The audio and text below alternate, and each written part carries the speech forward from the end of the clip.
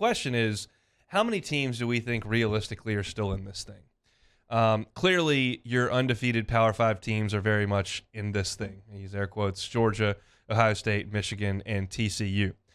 Tennessee, I believe, is very much in the mix. They were 5 last week, and certainly I don't believe would have given you any reason to pull them down significantly after a fairly reasonable win over Missouri. They put some window dressing at the end. Josh Heupel got asked about that yesterday. He said, "Why'd you go score a touchdown with like 5 seconds left in the game?"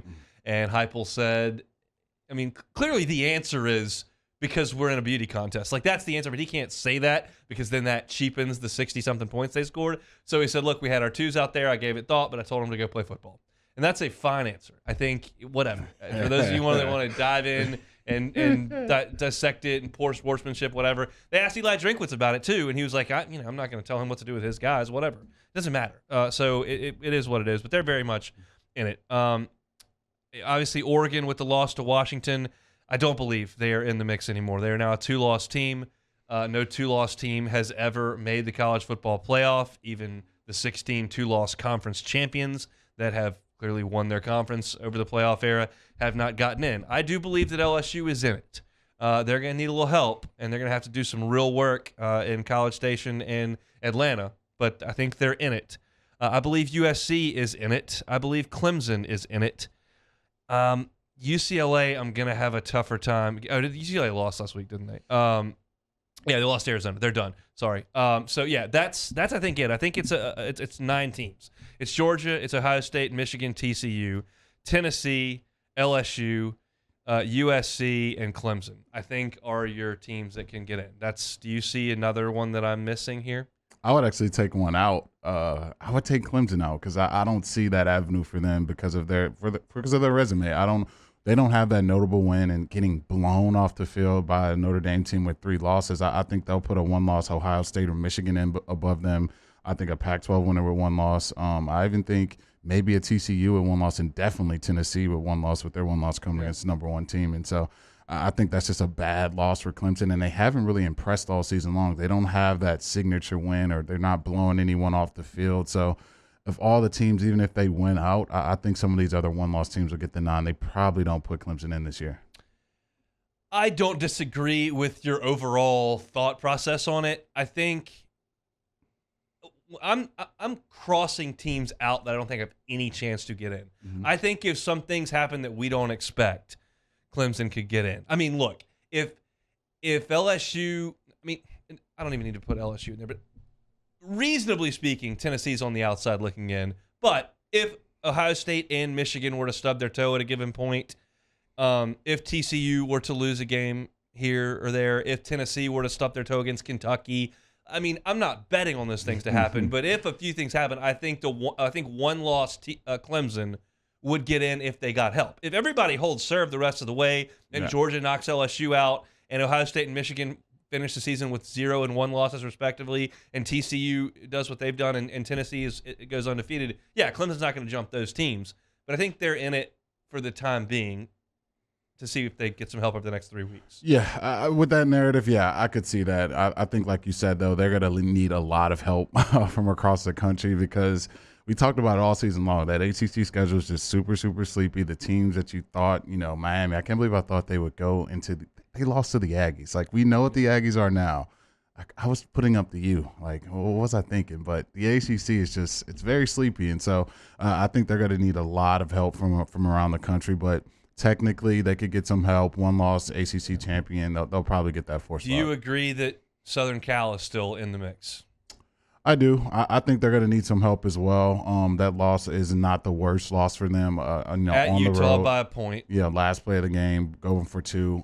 That's not a bad loss to have on the road. And so if they go undefeated, if they finish the season winning out, and obviously they're 1-loss Pac-12, Caleb Williams, they're going to get the style points. Everyone wants to see Stinking Lincoln out there calling plays. So, yeah, if they win the Pac, I think it's going to be a tight race for that 4th spot. The finish to their schedule helps them.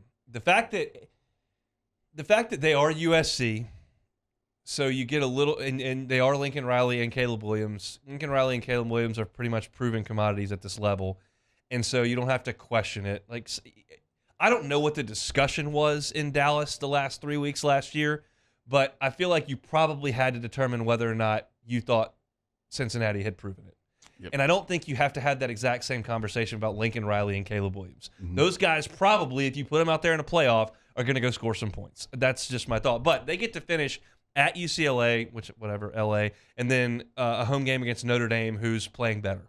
So you get those two, and then you play a Pac-12 conference championship game, and you feel like you've really closed with three strong opponents. I use air quotes. Not everybody can play Georgia or Alabama or Tennessee every week. So relatively speaking, three fairly tough opponents, and you get it done. At that point, you look up, and you are 9, 10, 11, 12, 12-1, and the winners of the Pac-12. I think you've got a real case. Yeah, you definitely do, and that would be something that I think would edge Tennessee out of the mix. Anytime you possibly, get in that SEC champion, or even a Georgia, let's say Georgia even loses, I don't see how they take Georgia out. We just saw them have that same avenue last year, dominate the regular season, losing the SEC title, still get that spot, and then they would have that win over Tennessee. And so I think you look at that, and then you obviously with USC finishing the season as a champion with only that one loss on the road by a point. I think that kind of edges out Tennessee there, and I think there's no way Georgia does not get in unless they have lose to somebody they're not supposed to. I don't see them losing at all until possibly the SEC championship. So yeah, I think Tennessee may get the short end of the stick and all this with some of these teams win out and win their conference. I just maybe Clemson. I would see them putting Tennessee in over Clemson, but that's possibly about it. All right, let's talk about what the people want us to talk about, which is LSU. It's a beauty contest. And right now, I don't know that LSU's scores are all that high. Your loss to Tennessee is ugly. They came in and beat you bad. And then you lost to Florida State, who's played better, and it was the last play of the game on an extra. There's really no – if you're going to lose a game, losing with a blocked extra point is about the best way you can lose. Yeah. That's one – but still, it is a loss. And so – you didn't look very good against Arkansas, quite frankly. If anybody's paying attention and trying to give a reason why you need to be in and Tennessee needs to be out, that showing in Fayetteville is not going to wow a lot of people. So do you think it's important for LSU to go out against UAB and make sure you win by 28 instead of 10? Yeah, I do. I wouldn't normally say that, but I think to this point in the season, because of all the inconsistency, you're going to have to give them a reason where they can look this country in the face and say, well, look, this team has been on absolute fire since that Tennessee loss. They went and won the SEC. They didn't really have any hiccups. Obviously, it's a 11 o'clock kickoff in Arkansas, but they found a way to win that game, win the SEC West. It's a beauty pageant at this point. I think you're going to have to finish this season strong. You can't go to A&M, play sleepy, barely get out of the team who's last place in the SEC. I just love saying that. Last place. Yeah, so you gotta impress against. I know it's on the road. I know Kyle Field's gonna be jumping. Let's ruin the Tigers' playoff hopes, but you're gonna have to finish strong. Pissing their Cheerios is what we were told yesterday. Oh my goodness. Well, good luck with that. And I think obviously I don't think the Georgia game matters much. I think as long as you get out of that game alive with the win. No, you just got to win that. Yeah, you just got to win that one. But I think these last two, you can't play like you did against Arkansas. That's only going to hurt your chance, even if you find a way to beat Georgia and you play UAB, not great, offense doesn't look good, and then you struggle against A&M. I think they're going to put one of these one-loss teams in there, and definitely Georgia's going to get in there, and it's going to be hard to make the case that, hey, this team hasn't really been playing that great. Yeah, they beat Georgia, but let's look at all these resumes. I just don't know if you don't finish strong, they're going to be able to edge you over some of these teams with one loss. And that's the discussion. It is a beauty pageant. We no longer have a quantifiable metric, the BCS, that just spits the number out, and the number is the number. It is a beauty pageant. So, like, if you're LSU at that point, you've got – I would have to go back and look and be certain, but I'm comfortable saying cautiously that LSU would have the three best wins. You would have a win over Georgia and Atlanta. You would have a win over Alabama. And you would have a win over a two-loss Ole Miss team, assuming they beat Arkansas and Mississippi State. Those three wins would stack up with anybody. Now, the question is, do we care about wins? Plus, you've got conference champion, which we understand is a metric that they use. That is something that they discuss. Yes, and they won the conference.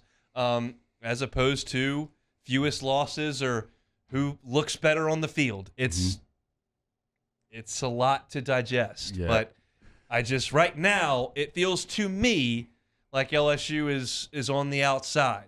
And we're going to have to watch the Michigan-Ohio State game. I mean, and first of all, we are all perfectly aware that if they lose to either UAB, A&M, or Georgia, the discussion doesn't matter anymore. So, but for the purpose of this discussion, LSU has won those 3 games. Now I have to watch the Michigan-Ohio State game and see how the result is. If it's 56-7, that's one thing. If it's 34-35, that's another.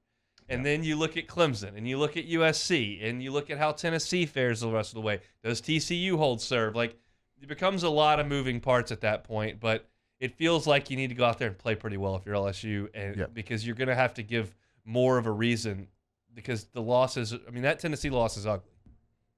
Thanks so much for watching Hunt Hill on YouTube. Now do us a favor. Hit the red subscribe button below and throw us a like. We'll see you next time.